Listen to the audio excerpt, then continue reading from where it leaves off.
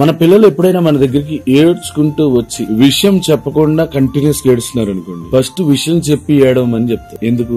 నేను తీర్చలేకపోతే నువ్వు అప్పుడు ఏడవాలి, నేను తీర్చగలిగినప్పుడు నువ్వు ఎందుకు ఏడవాలి? అలాగే దేవుని వద్దకు వచ్చినప్పుడు ఆయన మనం ముందు ఉన్నాడని నమ్మాలి, విశ్వాసం ఉండాలి. నేను దేవునితో చెప్తే ఖచ్చితంగా సాల్వ్ అయిపోద్దని ఉన్నది ఉన్నట్టుగా దేవునికి చెప్పాలి. అండ్ అలా చెప్పేవాళ్ళంటే దేవునికి చాలా ఇష్టం. హెబ్రీయులకు రాసిన పత్రిక 11వ అధ్యాయం 6వ వచనంలో, విశ్వాసం లేకుండా దేవునికి ఇష్టడై ఉండుట అసాధ్యం, దేవుని యొద్దకు వచ్చేవాడు ఆయన ఉన్నాడని, తను వెతుకు వారికి ఫలము దయచేవాడని నమ్మవలను కదా.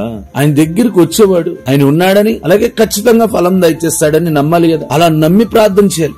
ఎస్, నా సమస్యను నా దేవుడు వింటున్నాడు, ఖచ్చితంగా సొల్యూషన్ దయచేస్తాడు అని నమ్మి చేసే ప్రతి ప్రార్థనకి ఖచ్చితమైన పరిష్కారం వస్తుంది. దానికి బైబిల్లో అనేకమైన జవాబులు ఉన్నాయి. అనేక మంది ఉదాహరణగా మనకు కనిపిస్తా ఉంటారు. మీరు మనసునందు సందేహింపగా మీరు అడగమని బైబిల్ గ్రంథం చెప్తుంది. మనసులో సందేహం వద్దు, ఎందుకంటే మన దేవుడు సృష్టిని తన మాటతో సృష్టించాడు. ఆయన అద్భుతమైన దేవుడు. ఆయనకి నీ సమస్య చాలా చిన్నది. మరి అలాంటి దేవుని యొక్క శక్తిని పరీక్షించే, శోధించే అటువంటి విశ్వాసాన్ని దూరం చేసుకుని ఆయన శక్తిని నమ్మి ఆయన చేతికి జీవితాన్ని సమర్పించే విశ్వాసం కలిగి ప్రపంచాన్ని కూడా జయించి, అందుకనే అపోస్తులు ఏమంటారంటే, ఈ లోకాన్ని జయించిన విజయము మన విశ్వాసమే. మన దేవుడైన యేసుక్రీస్తు వారి మీద మనం పెట్టుకునే ప్రతి విశ్వాసము నెరవేర్చబడి. నమ్మి ప్రార్థన చేయండి, నమ్మి దేవుని కొరకు ముందుకెళ్ళండి, నమ్మి సంతోషంగా ఉండండి. ఆయన ఖచ్చితంగా మనల్ని విడిచిపెట్టేవాడు కాదు. దేవుడు మిమ్మల్ని బహుగా ఆశీర్వదించను గాక. God bless you.